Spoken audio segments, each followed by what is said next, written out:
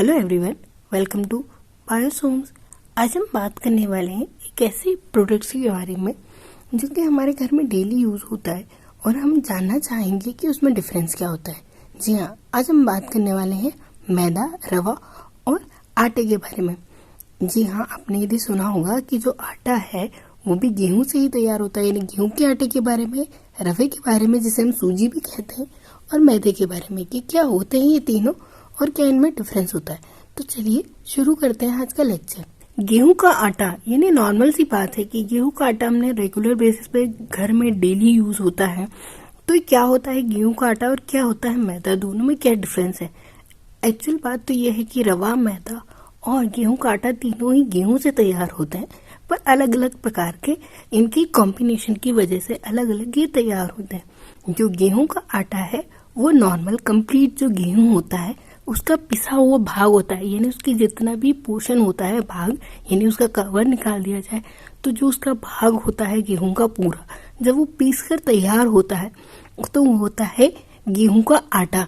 ये complete कीरल food होता है, यानी इसमें बहुत ज्यादा न्यूट्रिशन होते हैं क्योंकि इसमें पूरे जो सीड है उसका यूज किया गया है और इसमें हार्डनेस कम होती है, बहुत ज्यादा सॉफ्ट होता है और सबसे ज्यादा इसी का यूज किया जाता है बहुत सारी चीजें बनाने के लिए। यानी कि गेहूं की रोटी जो होती है वो ज्यादा फायदेमंद होती है एज कम्पेयर मैदे से। यदि हम रवे की बात करें यानी सूजी की, तो वो भी गेहूं से ही तैयार होता है, पर जो हमारे नॉर्मल गेहूं होते हैं जिससे हम आटा बनाते हैं उससे तैयार नहीं होता।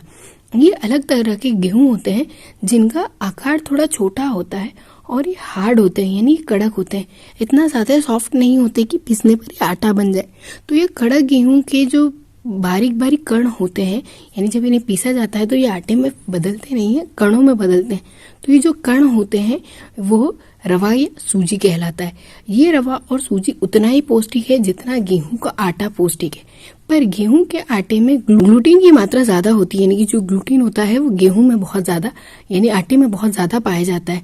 वहीं रवे में ग्लूटीन की मात्रा कम होती है और रवा यदि डेली बेसिस पर खाया भी जाता है तो भी ये फायदेमंद होता है, डाइजेशन के लिए भी अच्छा होता है क्योंकि ये एकदम ग्रेडेड फॉर्म नहीं होता, यानी कहा जाए कि ये बहुत ज्यादा पिसा हुआ फॉर्म नहीं होता और ये बहुत महीन कणों में होता है, जिसकी वजह से इसका जो टेक्सचर होता है वो भी बहुत अच्छा होता है और कई सारी जो डिशेस हैं वो रवे से तैयार की जाती है। इसे हेल्दी भी माना जाता है क्योंकि बहुत ज्यादा न्यूट्रिशंस को कैरी करता है, क्योंकि ये जब ग्रेन से तैयार होता है तो कंप्लीट ग्रेन का ये बना होता है जिसमें पूरे मिनरल्स वगैरह प्रेजेंट रहते हैं।